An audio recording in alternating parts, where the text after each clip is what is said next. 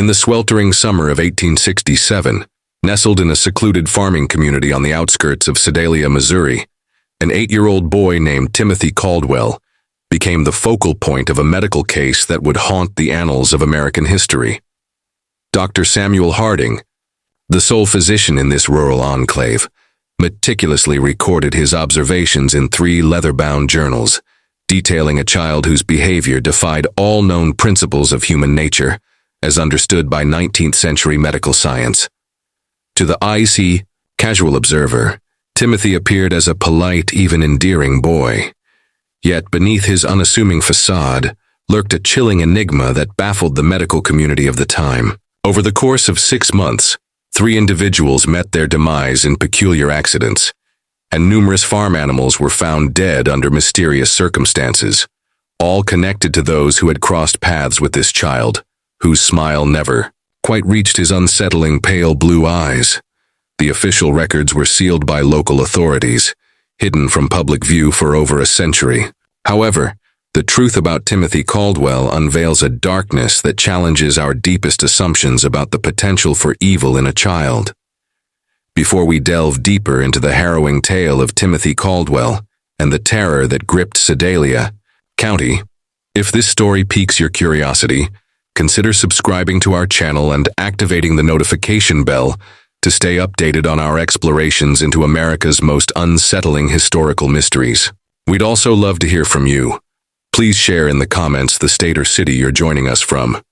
Our community of mystery enthusiasts spans the globe, and your input enriches our shared journey. Now let us step back into the shadow-laden world of 1867 Missouri. The saga of Timothy Caldwell began not with overt acts of violence but with profound loss. Missouri in 1867 was a state still reeling from the scars of the Civil War. Communities like Sedalia had lost countless young men to distant battlefields, leaving behind fractured families and struggling towns. The Caldwell farm, situated in a quiet valley 15 miles south of Sedalia, had once been a beacon of prosperity.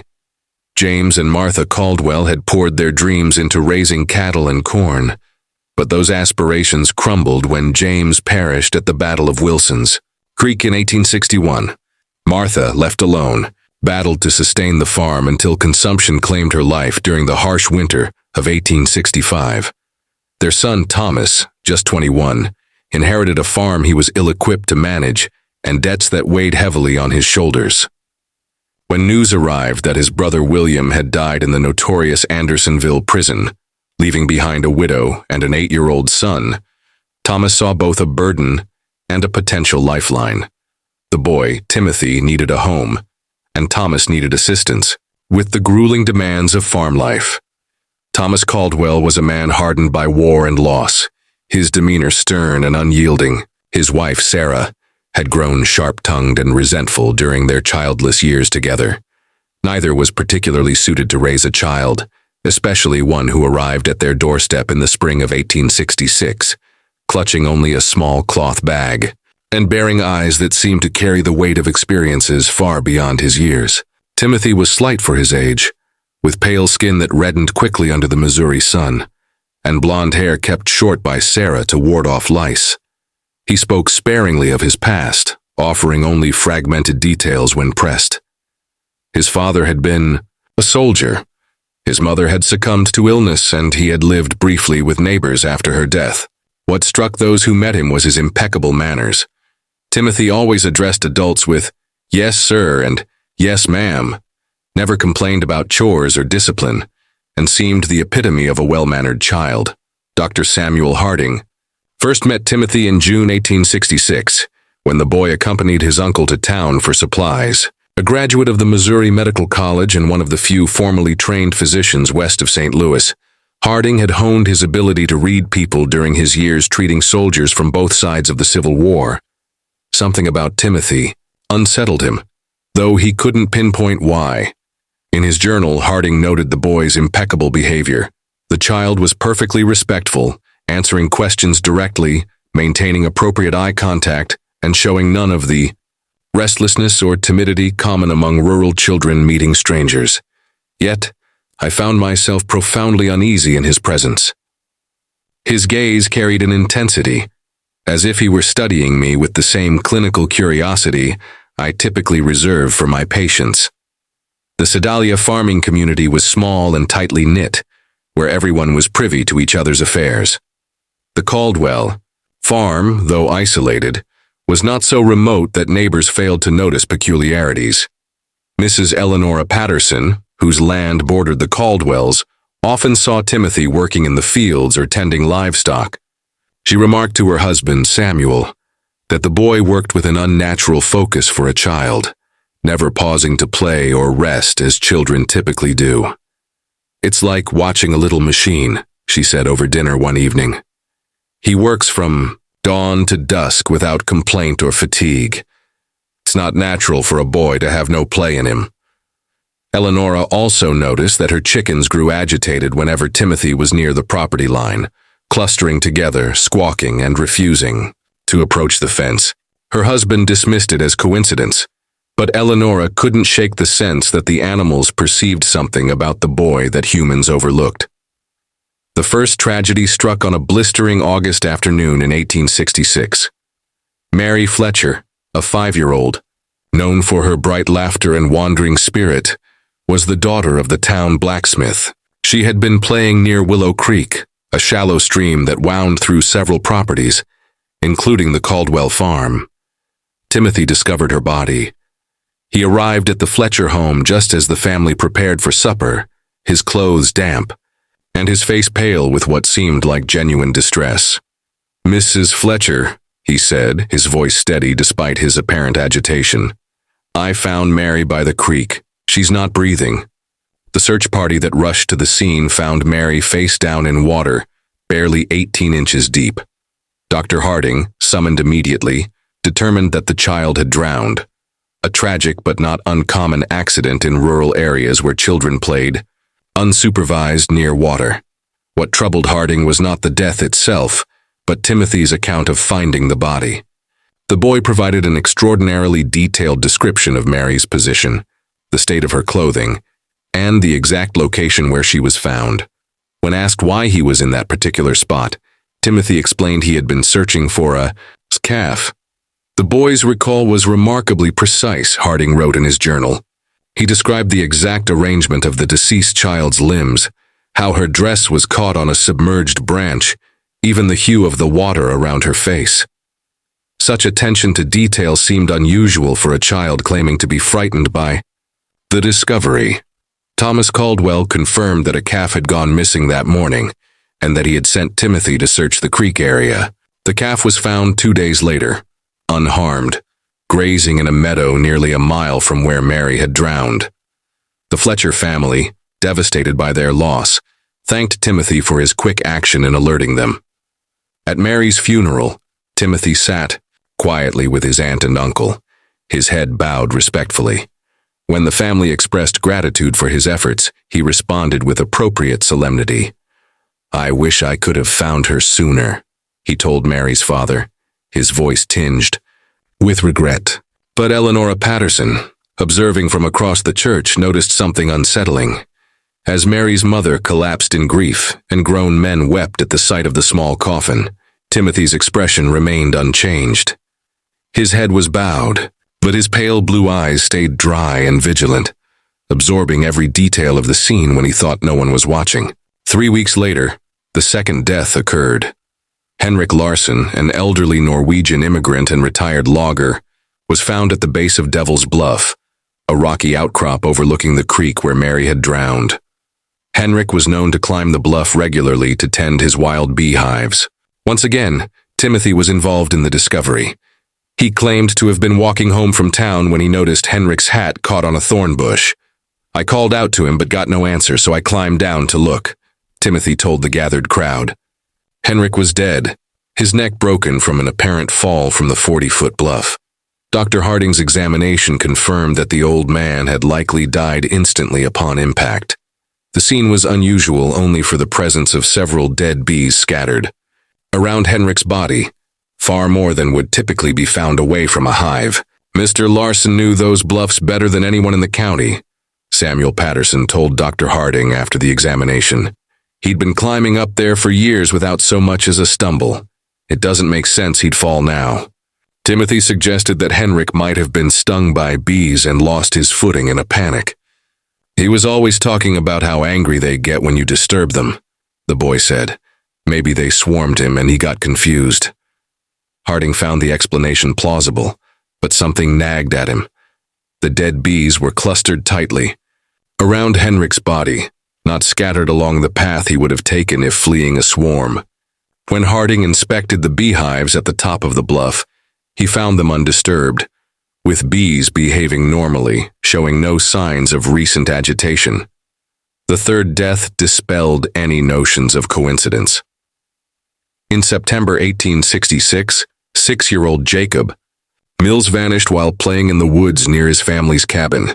His body was found 4 days later in an abandoned well, half a mile from where he was last seen. Timothy had joined the search party, displaying remarkable stamina for a child his age and navigating the woods with an intimacy that surprised even longtime residents.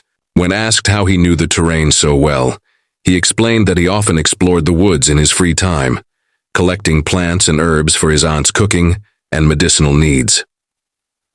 On the 4th day, Timothy arrived at the Mills cabin at dawn, exhausted but resolute. "I think I've found something," he told Jacob's father. "There's an old well about a half-mile north of here. I heard what sounded like crying." The well was concealed by fallen logs and overgrown brush, but Timothy led the searchers directly to it. Jacob was found at the bottom, alive but barely conscious, suffering from dehydration and exposure. Dr. Harding was called, but the boy died within hours of being rescued, too weak to recover. Harding wrote in his journal, "The child had been in that well for nearly 4 days. That Timothy Caldwell located him in such an obscure location raises troubling questions. How extensive is this boy's knowledge of the terrain? What other hidden dangers might he know?" More disturbing was Timothy's behavior during Jacob's final hours. As the Mills family kept vigil around their dying son, Timothy sat quietly in a corner, seemingly praying. But Harding, positioned to observe unnoticed, saw something chilling. Timothy wasn't praying. His lips moved, but his eyes were fixed on Jacob with a clinical intensity, cataloging every detail of the boy's suffering, the labored breathing, the pallor, the flickering consciousness.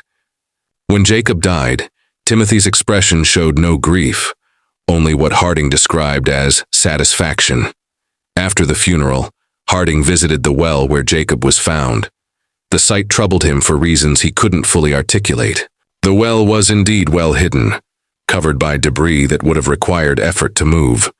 Timothy's claim of hearing crying seemed improbable given the well's depth and concealment. Upon closer inspection, Harding noticed that the logs and branches around the well were arranged with deliberate precision, creating a camouflage that would be nearly impossible to detect unless one knew exactly where to look. The realization hit Harding like a blow. Jacob Mills had not fallen into the well by accident. Someone had placed him there and concealed the location until he was too weak to survive rescue. That evening, Harding began compiling detailed notes on Timothy Caldwell. If his suspicions were correct, the boy posed a grave threat to the community. Yet suspicions were not evidence, and evidence was precisely what Harding lacked. Timothy was, by all outward appearances, an exemplary child. He attended church regularly, recited prayers with reverence, worked diligently on the farm, and spoke respectfully to adults. He had plausible explanations for his presence at each tragedy, searching for a lost calf when he found Mary, walking home from town when he spotted Henrik's hat, and volunteering to search for Jacob as a concerned community member. But Harding's medical experience, honed by years of treating soldiers, taught him to look beyond appearances. He recognized in Timothy the same cold detachment he had seen in men who killed not from duty or necessity, but from something darker. A disconnection from human emotion, an unnatural interest in suffering, and a clinical approach to violence. In October 1866, Harding launched a discreet investigation, using his role as the community's physician to visit farms and homes under the guise of checking on families' health. His true purpose was to gather information about Timothy, What he uncovered painted a disturbing picture. Livestock on neighboring farms were dying at alarming rates, not from disease but from apparent accidents. Chickens were found with broken necks, attributed to foxes but lacking typical signs of predation. Pigs suffered mysterious wounds that led to fatal infections. Horses developed sudden lameness, forcing farmers to euthanize them. Eleonora Patterson confided that she had lost 17 chickens in 2 months. "It's the strangest thing," she told Harding. "They die 1 or 2 at a time, always with their necks broken clean. My husband thinks it's foxes, but I've never seen fox sign. It's too neat." When Harding examined the dead chickens, he found evidence supporting Eleonora's suspicions. The breaks were precise, applied to specific points on the neck, suggesting anatomical knowledge far beyond what a predator would exhibit. Similar patterns emerged elsewhere. James Wickham reported losing 3 calves to freak accidents, animals strangled by ropes or caught in fences in inexplicable ways. Robert Dunham's prize bull broke its leg in a ditch despite its sure-footed nature. All affected farms were near the Caldwell property, and neighbors often saw Timothy nearby around the time of these incidents. "I saw him walking along our fence line the morning before we found the calf," Wickham told Harding. "Thought it was odd, him being so far from home, but he was polite as always, waving and calling out a greeting." Harding also observed Timothy closely during medical visits to the Caldwell farm. The boy watched examinations with keen interest, asking questions about anatomy and medical procedures that seemed advanced for his age. "How do you know if someone's really dead?" he asked casually during one visit. "Sometimes people just look like they're sleeping." When pressed, Timothy said he was concerned about handling emergencies alone on the farm. The explanation was reasonable, but Harding sensed a clinical curiosity that went beyond normal childhood interest. Timothy asked about the mechanics of death, how long it took, what signs to look for, whether certain injuries were survivable, with the detachment of a medical student studying cadavers. To test Timothy's knowledge, Harding began providing false medical information, claiming certain injuries were fatal when they weren't, or linking symptoms to incorrect conditions. Timothy never corrected him directly, but absorbed every detail, with remarkable retention. More unsettling was the boy's reaction to Harding's stories about treating wounded soldiers. While most children would react with shock or sadness, Timothy listened with rapt attention, asking about wound patterns, blood loss, and survival rates. "Did they scream a lot when you cut off their arms?" he asked once, his pale blue eyes locked on Harding's face. "Or were they too hurt to make noise?" The question, delivered with polite curiosity, chilled Harding to his core. By November 1866, Harding had filled nearly 2 journals with notes on Timothy. The boy possessed an adult's understanding of violence and death, paired with a complete lack of empathy. But documentation wasn't evidence, and Harding needed concrete proof to protect the community. His opportunity came when Thomas Caldwell injured his back during the harvest, requiring bed rest and daily medical visits. This gave Harding unprecedented access to the Caldwell household. During these visits, he engaged Timothy in extended conversations, probing the boy's knowledge and thoughts. What he uncovered surpassed his worst fears. Through careful questioning and observation, Harding learned that Timothy had been conducting experiments on living creatures for months, possibly years. The boy mentioned a cave where he went to think and be alone. When Harding investigated, he found a horrifying collection: animal bones, crude surgical tools made from farm implements, and detailed drawings documenting experiments in torture and mutilation. The drawings, rendered with surprising skill, depicted rabbits, squirrels, birds, and larger animals in various stages of injury, each accompanied by Timothy's meticulous notes on their reactions, time to death, and methods of inflicting suffering. One notation read, "Subject remained conscious for approximately 10 minutes after removal of eyes. Vocalizations decreased gradually. Movement ceased after application of pressure to throat." Harding realized Timothy had been using local animals to hone his methods, and the accidental deaths on neighboring farms were likely tests on larger subjects. Most chilling were newer drawings depicting human figures in distress, with speculative notes on human anatomy, and methods of harm. One unmistakably showed Mary Fletcher, another Henrik Larson, and a third depicted Jacob Mills in the well, with annotations on dehydration and exposure. Timothy hadn't merely been present at these deaths, he had planned and executed them with methodical precision, documenting the results for future study. If this tale is sending shivers down your spine, share it with a friend who revels in dark mysteries.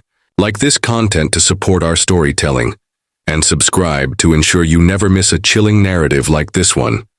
Let's uncover what happens next in this haunting saga. Dr. Harding faced an impossible dilemma.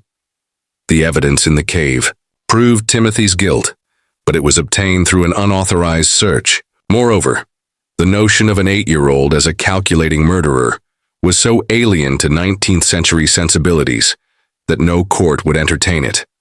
Medical science lacked terms like psychopathy, and society viewed children as inherently innocent, corrupted only by external influences. Harding knew that presenting his findings would likely be dismissed as the ravings of a war-weary physician. The evidence would be rationalized, and Timothy would continue his deadly experiments.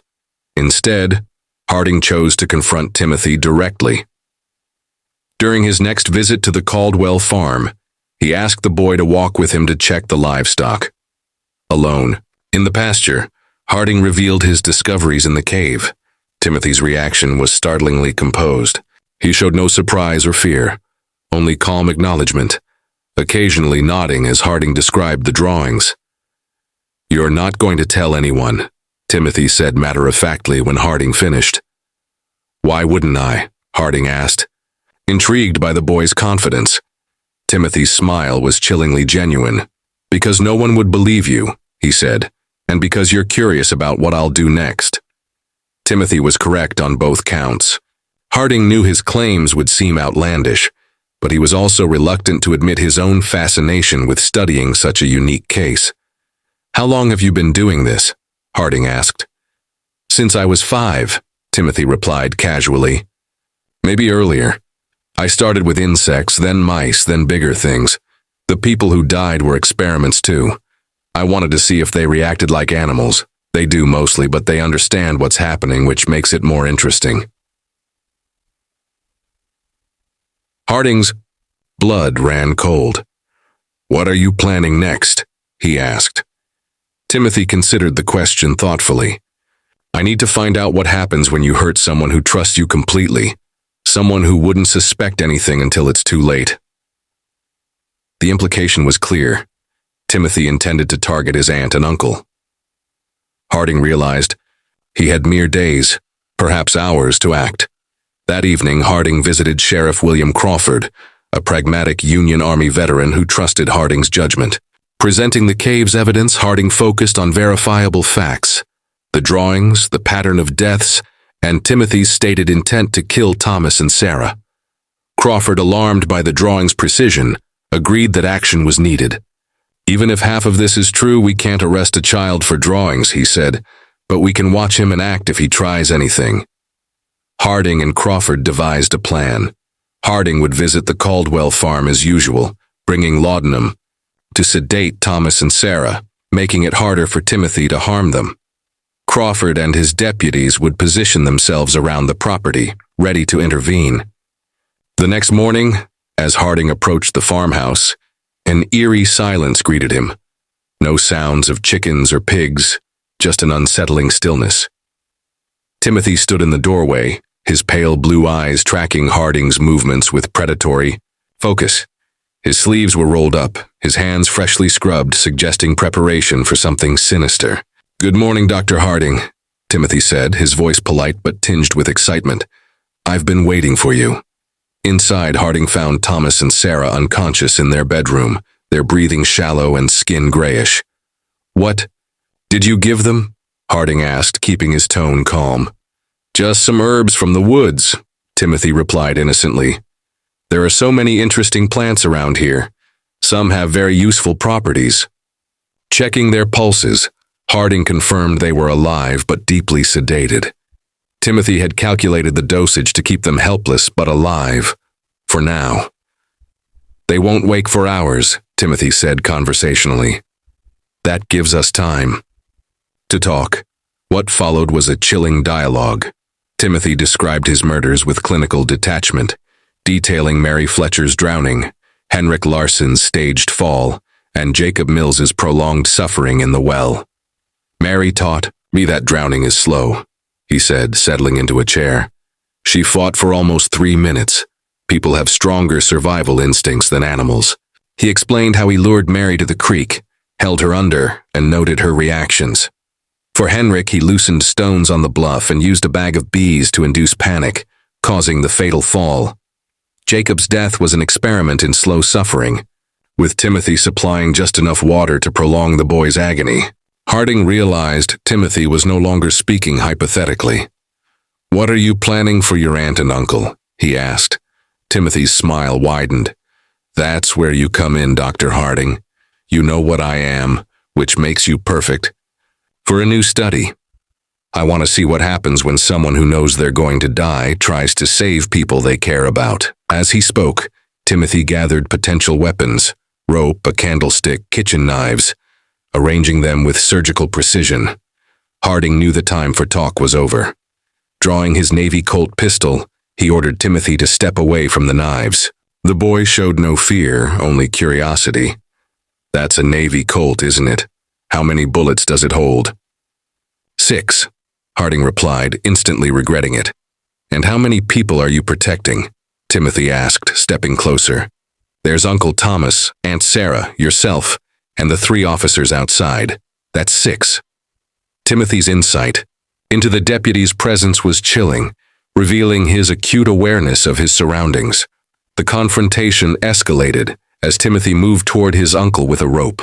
Harding intervened, but Timothy slashed at him with a knife, fighting with surprising skill and ferocity. Despite his small size, Timothy's agility and anatomical knowledge made him formidable. Harding disarmed him, but Timothy produced another blade, revealing his strategic preparation. The struggle drew Crawford and his deputies, who burst in and subdued Timothy. As the boy sat, bound and bloodied, his eyes retained their cold intelligence. "You can't prove anything," he said calmly. "Nobody will believe a child did this." Crawford, grim-faced, replied, "Maybe not, but attempting to murder your family is enough to lock you up. If this story is gripping you, share it with a friend who loves dark mysteries like our content, and subscribe for more. Let's explore the chilling conclusion together." Timothy was wrong about his fate, but correct about the difficulty of proving his crimes. When Crawford presented the cave evidence to prosecutors, it was dismissed as the work of a traumatized child. The pattern of deaths was attributed to coincidence, and Timothy's helpfulness during emergencies was seen as admirable. However, the attempted murder of Thomas and Sarah, witnessed by 3 deputies, was undeniable. The legal system of 1867 struggled with how to handle a violent child. Too young for adult prosecution, but too dangerous for an orphanage, Timothy posed a unique challenge. After weeks of debate, involving experts from Boston and Philadelphia, a decision was made to commit Timothy to the Missouri State Hospital for the insane in Fulton for study and treatment. Harding accompanied him, staying 3 months to document his behavior. The resulting case study was among the first to examine antisocial behavior in children, though it remained unpublished for decades. At the hospital, Timothy adapted quickly, mimicking emotions to deceive staff. He cried convincingly, expressed remorse, and showed gratitude, but Harding saw through the act. The subject displays remarkable cognitive abilities but no genuine emotional response, he wrote. He simulates happiness and sadness as learned behaviors, not felt emotions. Timothy's violent fantasies persisted. He shared plans for psychological and physical torture, demonstrating a sophisticated understanding of human behavior.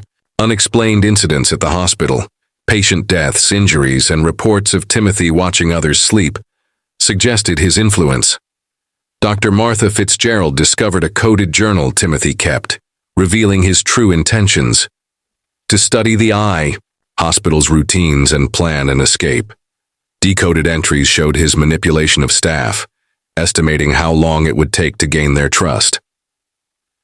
In the summer of 1868, Timothy vanished from the hospital during a transfer, despite constant supervision. Harding suspected a meticulously planned escape, facilitated by months of manipulating staff into making minor concessions. In the years that followed, Harding tracked reports of suspicious deaths across the Midwest, many bearing Timothy's hallmarks: staged accidents, tortured animals, and the presence of an unusually mature child. Now older and stronger, Timothy could evade capture more effectively, his psychological insight and lack of moral restraint making him a formidable predator. Harding dedicated his career to understanding Timothy, filling journals with case studies and theories about evil and moral reasoning. After his death in 1891, his journals were donated to the Missouri Historical Society, where they remain for researchers. The Caldwell farm was abandoned, later sold to developers, but locals avoided it, believing the cave where Timothy conducted his experiments was cursed. Thomas and Sarah lived under assumed names, fearing Timothy's return, and died childless in 1889 and 1894. In his final journal entry, Harding wrote, "For 24 years, I've tried to comprehend Timothy Caldwell. He was not an aberration, but a glimpse into a human devoid of moral and emotional constraints. If he survived, a man walks America who understands human psychology better than any professional, manipulates with supernatural skill, and views humanity as subjects for experimentation. This chilling tale challenges our assumptions about childhood and human nature. What are your thoughts? Do you believe all was revealed? Or does Timothy Caldwell's fate hold more secrets?